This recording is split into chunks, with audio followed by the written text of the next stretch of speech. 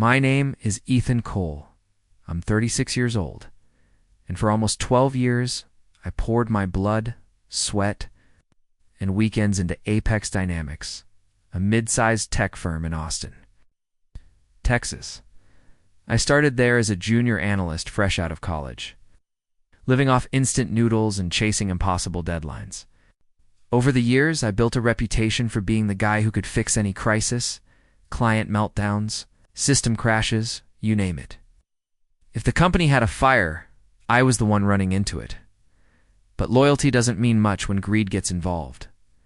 3 months ago, our CEO, Victor Rhodes, called an urgent all-hands meeting. I figured it was the usual quarterly pep talk, but when I walked into the main conference room, everyone was already seated.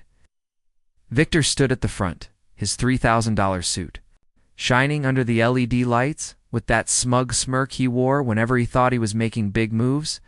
Then, in front of 80 employees, he said it. "Ethan, your services are no longer required at Apex Dynamics."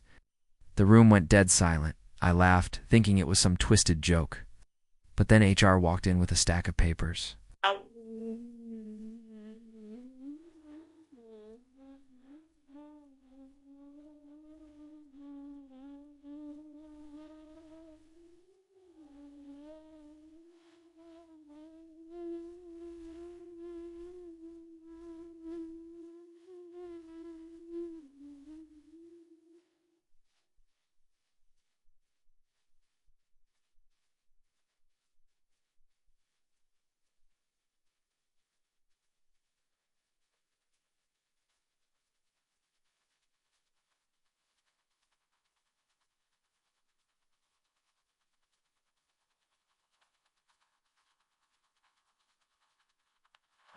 "No explanation, just determination in front of everyone," Victor added. "It's loud enough for the whole floor to hear. Sometimes you have to cut out dead weight to keep moving forward. Dead weight." That's what 12 years of dedication meant. To him, I walked out without saying a word.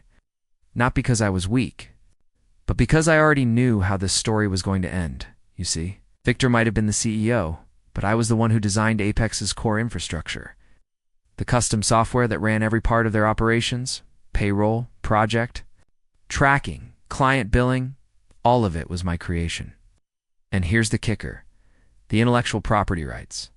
They were in my name, not the company's. A little clause I slipped into my contract years ago, just in case. The moment I got home, I opened my private server and began the quiet process of revoking Apex's license. Legally, of course, nothing they could sue me for. But without my license, their systems would start showing restricted access within 60 days. In the meantime, I reached out to 3 of our biggest clients, the ones I'd personally saved from disaster multiple times. I told them what happened, and I made them an offer. I'd build them a better, more efficient system under my new consulting firm for half the price Apex charged. Within 2 weeks, all 3 signed contracts with me. By week 4, 5 more followed. Apex's revenue bled faster than Victor could patch it. Deadlines slipped, clients pulled out, employees quit in waves. 60 days later, their systems went dark. Payroll stopped. Client billing froze. Projects vanished mid-progress. And the best part? Every step was legal, documented, and untouchable. Last week, I walked past Apex's old office. The building was empty, for lease signs in the windows. I heard Victor had been forced to sell his house and cars to cover debts. They say revenge doesn't fix the past. Maybe. But watching Victor's empire crumble under the weight of his own arrogance, that fixed something in me. I didn't just take down the company from the inside. I made sure they remembered exactly who built it in the first place.